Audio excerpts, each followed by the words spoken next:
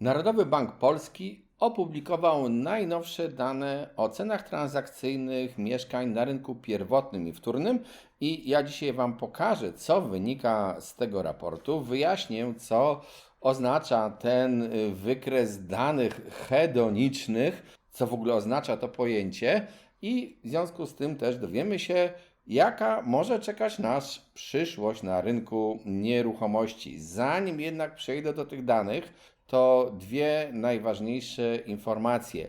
Po pierwsze, trzeba pamiętać, że Narodowy Bank Polski zbiera dane, które są mu przekazywane w ankietach przez pośredników w obrocie nieruchomościami oraz deweloperów i także przez okręgowe oddziały Narodowego Banku Polskiego. To oznacza, że przedstawione dane nie są oparte na wszystkich istniejących transakcjach na rynku nieruchomości. Są oparte na tych, które zostały bankowi zaraportowane w tych ankietach z nadzieją, że ankiety wypełniane są rzetelnie. To była pierwsza informacja. A druga jest taka, że musicie pamiętać o specyfice rynków i jeżeli pośrednik podaje z rynku wtórnego informację o transakcji, która została zawarta, zakończona aktem notarialnym, to ta transakcja, jeżeli była na przykład policzona w drugim kwartale 2024, spokojnie mogła się rozpocząć w kwartale wcześniejszym, czyli tak naprawdę ustalenie ceny sprzedaży danego mieszkania, domu, działki, wszystko jedno, nieruchomości, nastąpiło wcześniej, o kilka miesięcy wcześniej, wtedy, kiedy na przykład została zawarta umowa przedwstępna albo w ogóle kiedy przeprowadzono negocjacje. Natomiast jeżeli chodzi o rynek pierwotny, to te informacje dotyczą tak zwanych kontraktów, czyli niekoniecznie sprzedaży, ale tego, co po prostu jest na dzień dzisiejszy kontraktowane przez klientów. Dlatego też musicie pamiętać, że jak gdyby te dane NBP podają informacje w stosunku do rynku wtórnego o transakcjach, które faktycznie wynegocjowano trochę wcześniej. To jest ważne.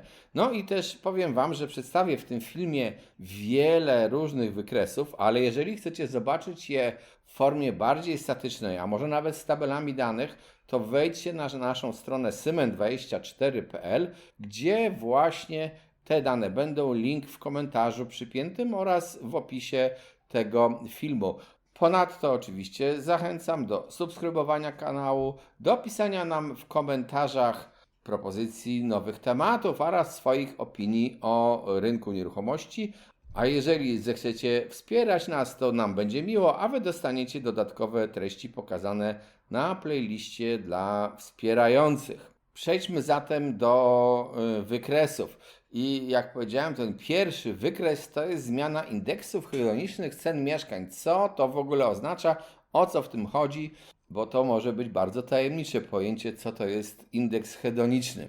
No, to jest taki indeks obliczany przez Narodowy Bank Polski, którym oni starają się wyeliminować wpływ na dane o transakcjach mieszkań na przykład droższych za metr kwadratowy albo tańszych, większych, mniejszych. Starają się to jakoś uśrednić, upakować tak, żeby to po prostu był wskaźnik niezakłócany tymi danymi, że na przykład nagle jakieś mieszkania z jakiegoś segmentu stają się popularniejsze.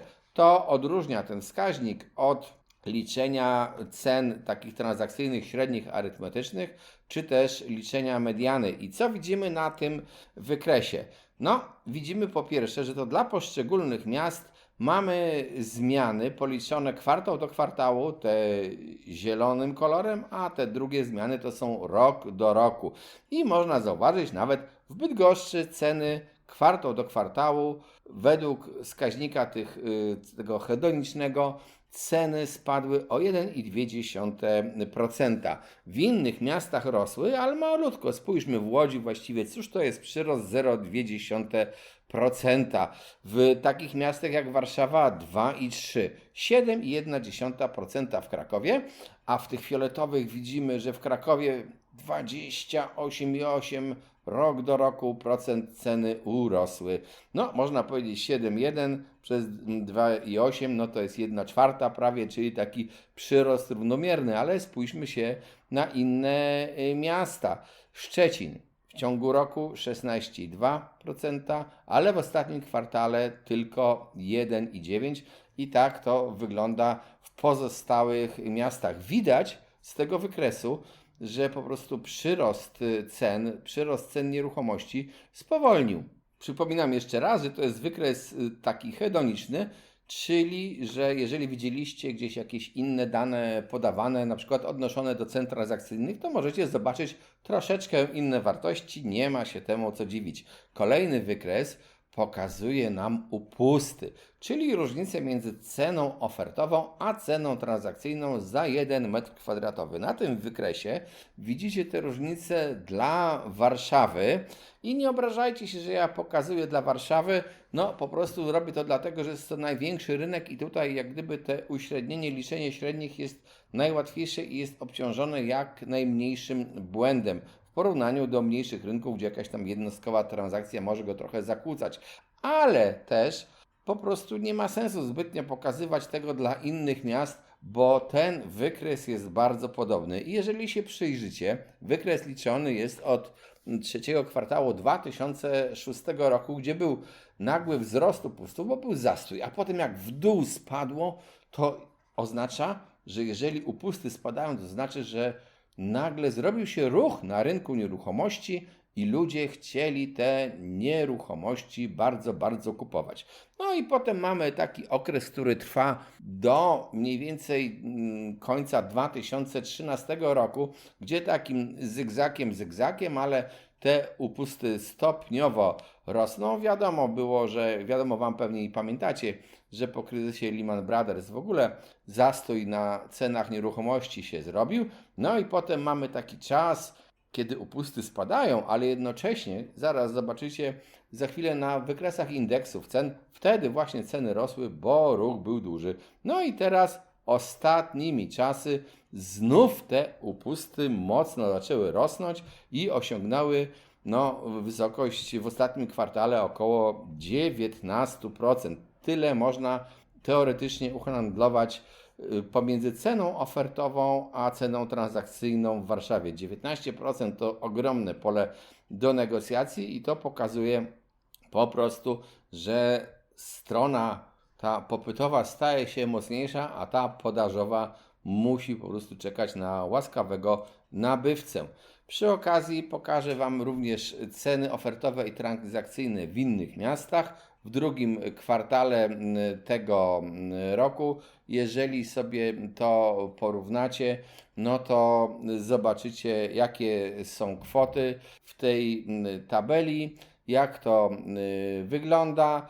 No i tak można powiedzieć, że też widać spore takie różnice. Kraków 16 417 cena ofertowa, a 13 398 cena transakcyjna. To ogromna różnica przecież jest. W Warszawie też widać te różnice 17 546 do 14 380. W innych miastach te różnice kwotowo liczone są już troszeczkę mniejsze.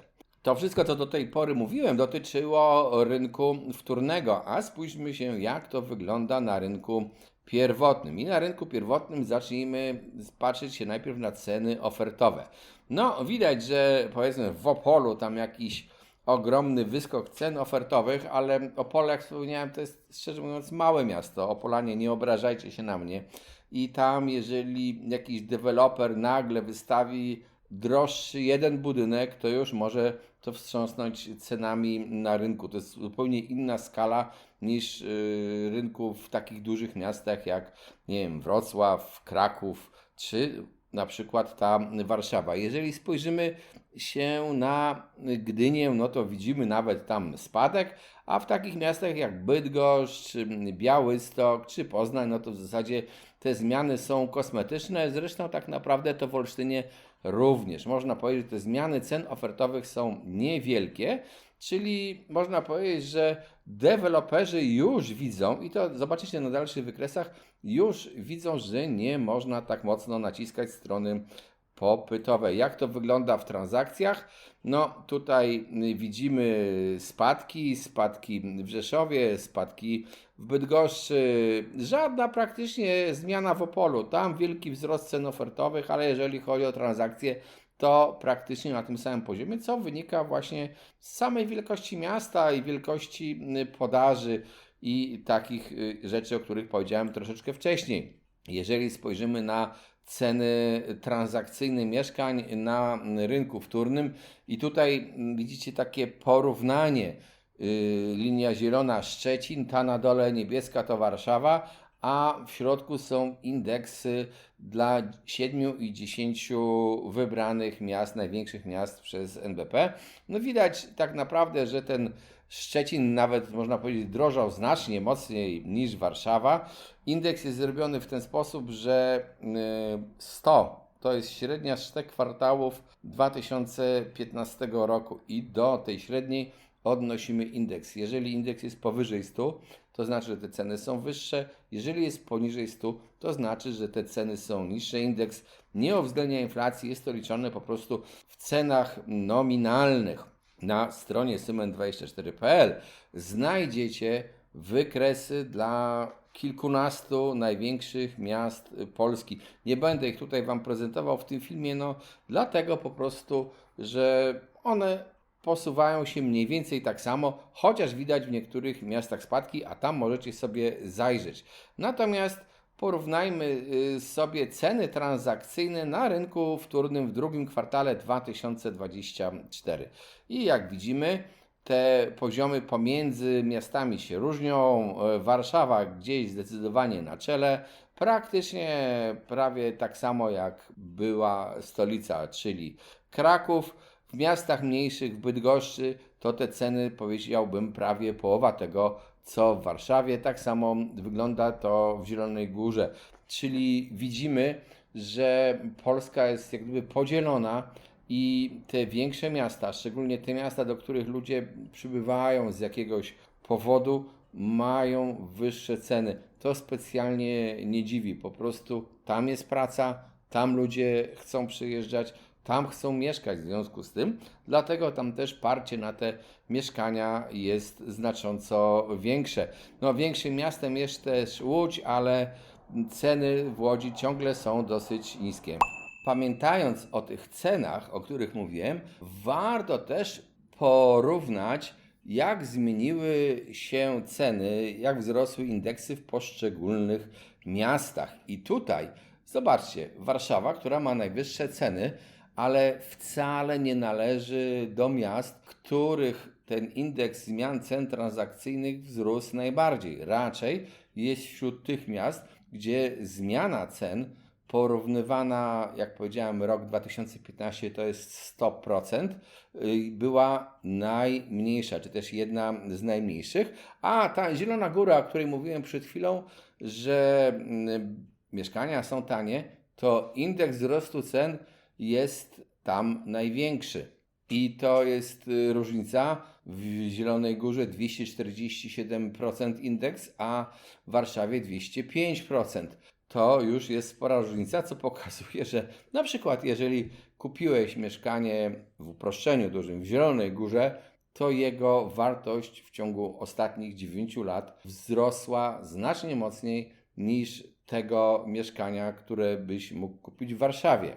Powiedziałem wcześniej, że deweloperzy szybciej zareagowali, a przynajmniej te ceny szybciej pokazują to, co się dzieje na rynku. I to wynika z dwóch kwestii, a widzicie to na tym wykresie, gdzie porównuję znowu średnie ceny transakcyjne w Warszawie i na rynku wtórnym i pierwotnym. Warszawa jest tylko przykładem, ponieważ jak powiedziałem wcześniej, inne rejony zachowują się bardzo podobnie, czasami z niewielkim opóźnieniem. Zauważcie, że w Warszawie ceny na rynku wtórnym jeszcze rosną, gdy już widzimy tutaj takie zagięcie i wypłaszczenie na rynku pierwotnym. No i to wynika po pierwsze być może z szybszej reakcji deweloperów, ale również z tego przesunięcia czasowego i z tego innego sposobu raportowania o transakcjach i liczenia momentu, kiedy do transakcji doszło. Po prostu tak to wygląda i musimy po prostu przyjąć z dobrodziejstwem inwentarza. Tutaj przedstawiam wykresy dla rynku wtórnego indeksu cen transakcyjnych dla innych miast w Polsce, ale jak powiedziałem, odsyłam Was bardziej na stronę Syment24 do zobaczenia tych wykresów, bo tam będziecie mogli je po prostu zobaczyć sobie lepiej. Rynek pierwotny też widzicie i też zobaczycie na stronie syment24.pl i to takie wypłaszczenie, które już tam bardziej widać i w wielu miastach bardziej widać niż to, co mamy do czynienia na rynku wtórnym. Jakie wnioski można wysnuć z tych danych? No, po pierwsze widać, że rynek nieruchomości troszeczkę stygnie. Trzeba pamiętać, że te dane są, jak powiedziałem, opóźnione i o tym nie możecie zapominać, bo pośrednicy, którzy działają dziś na rynku nieruchomości i dziś obserwują transakcje, widzą troszeczkę inny obraz niż to, co wynika z tych raportów, ale oni przecież tam raportowali to, co działo się od kwietnia do czerwca tego roku. To samo dotyczy deweloperów. No dobrze, ale nas interesuje przyszłość. Mamy dużą niepewność, co będzie z kredytem zwanym kredytem 0% lub mieszkanie na start. W koalicji dochodzi wręcz do rozłamu i już pan Hołownia zapowiedział, że nigdy tego programu nie poprą, dlatego że on buduje pozycję deweloperów, a nie przyczynia się do większego rynku nieruchomości, do większej budowy mieszkań. Tak powiedział pan Hołownia. No, zobaczymy też, czy wytrwa w tym uporze niepopierania tego programu. I też być może zawsze się zdarzyć taka sytuacja, że jeżeli coś trafi do Sejmu, to nagle poparcie przyjdzie na przykład ze strony PiS-u, który chociaż może się powykrzywiać na ten program, ale przecież miał bardzo, bardzo podobny program. Sam rząd, trzeba powiedzieć, w międzyczasie ten program kredytu 0%, czy też kredytu mieszkanie na start mocno zmienił w stosunku do swoich pierwotnych założeń i te zmiany prowadzą w dużym uproszczeniu do tego, że po prostu trudniej będzie taki kredyt dostać. I niektóre gospodarstwa domowe, szczególnie te mniejsze, czyli te, gdzie żyje singiel albo gdzie żyje para, będą miały znacząco mniejszy dostęp do tego programu. I z jego specyfiki i konstrukcji, to trzeba powiedzieć, że jeżeli by chciał taki singiel kupić mieszkanie za, nie wiem, 500 000, tak samo jak mógł je kupić w programie Bezpieczny Kredyt 2%, to tam miał kredyt po prostu na 2%. A tutaj ze specyfiki tego programu oraz obecnego oprocentowania w bankach, to wynika, że to byłoby na tam pewnie 4 z kawałkiem procenta rzeczywiście ten kredyt wzięty przez tego singla. Jest różnica? Jest różnica. Mamy też sprzeczne informacje z gospodarki. Z jednej strony jest mowa o jakichś zamykających się przedsiębiorstwach, ale też nadal jest małe bezrobocie. Liczymy na to, że stopy procentowe spadną, chociaż prezes NBP odgraża się, że to nie będzie tak prędko, a ostatnio premier powiedział, że właściwie prezes powinien być bardziej życzliwy dla obecnego rządu i bardziej obniżyć te stopy, chociaż znowu przedstawiciele z Międzynarodowego Funduszu Walutowego powiedzieli, że należy w Polsce jednak utrzymywać wysokie stopy po to, żeby bronić się przed inflacją. Jak widać, opinie są różne. Szczerze mówiąc, powiem, że to niedobra jest sytuacja, w której premier będzie mówił prezesowi banku czy też Radzie Polityki Pieniężnej, jak ma ustalać stopy. Nie po to ustalono to, że w Polsce jest niezależność banku od rządu, nie po to ustalono, że jest Rada Polityki Pieniężnej, która decyduje o tych stopach, żeby potem rząd robił z tymi stopami procentowymi co chce. I to nie dotyczy tylko obecnego układu i konotacji politycznych prezesa NBP oraz obecnego premiera, tylko tak naprawdę wszystkich rządów. Jeżeli rządy by mogły ustalać sobie i podatki, i sposób sprzedaży obligacji, i jeszcze kursy walutowe, to jest prosta droga do kryzysu. Tak to po prostu by wyglądało. Bardzo dobrze jest to rozdzielenie tych funkcji. Dlaczego ja wspomniałem o tym kredycie 0%? Bo on jest przez jednych wyczekiwany, przez innych niekoniecznie. Widać też, i to jest ciekawe, że banki zaczęły ostatnio troszeczkę rozluźniać te swoje kryteria dotyczące dochodów, a także troszeczkę znów obniżać stopy procentowe. Być może po prostu uznały, że nie doczekają się na ten kredyt 0%, że muszą rozpocząć walkę konkurencyjną naprawdę o klientów, nie będą miały tego zastrzyku, który dał im bezpieczny kredyt 2%. No i w związku z tym może zaczyna się jakaś konkurencja między bankami w walce o kredytobiorcę. Oby tak było, bo wszelkie dotacje, które mówi się, że mają wspierać jednych, coś tam pomagać, ale tak naprawdę to nic tak dobrze nie rozregulowuje gospodarki jak dotacje. To po prostu warto o tym pamiętać. Perspektywa jest taka, że jeżeli nie będzie tego dopalacza, jeżeli żadne inne warunki nagle się nie zmienią, nie przyleci tutaj jakiś czarny łabędź, to ten nasz rynek nieruchomości powinien stopniowo odzyskiwać równowagę i w związku z tym możemy liczyć się z mniejszą ilością transakcji w obrocie mieszkaniami, z takim korygowaniem cen, które jak widać tak naprawdę z tego, co pokazuje raport Narodowego Banku Polskiego, jest takie mocno nieśmiałe.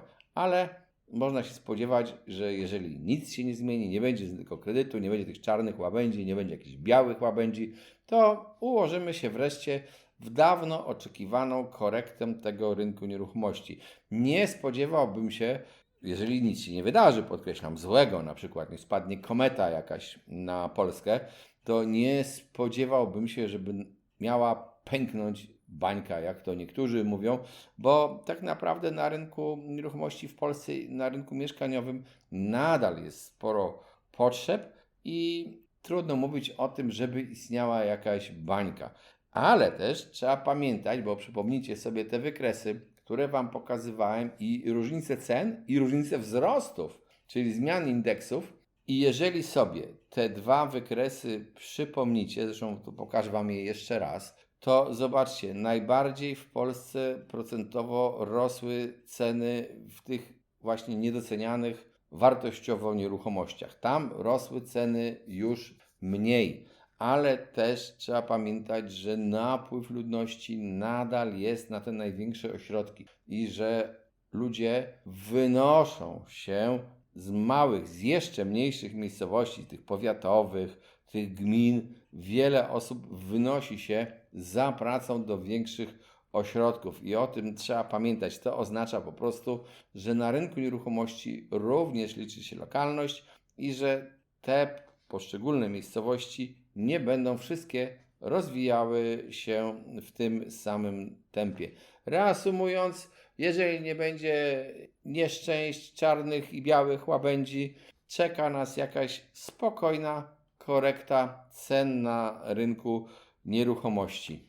Pamiętajcie, że tam powiedziałem, jeżeli coś nas nie czeka, żeby się nie okazało potem, że ja się pomyliłem, bo coś się wydarzyło, czego nie można po prostu przewidzieć. Jeżeli interesuje Ciebie rynek nieruchomości, koniecznie subskrybuj nasz kanał, pisz nam w komentarzach, co chcesz wiedzieć o rynku nieruchomości, lajkuj ten film, bo dzięki temu wzrasta nasz kanał. Jeżeli chcesz, możesz ten film również udostępniać.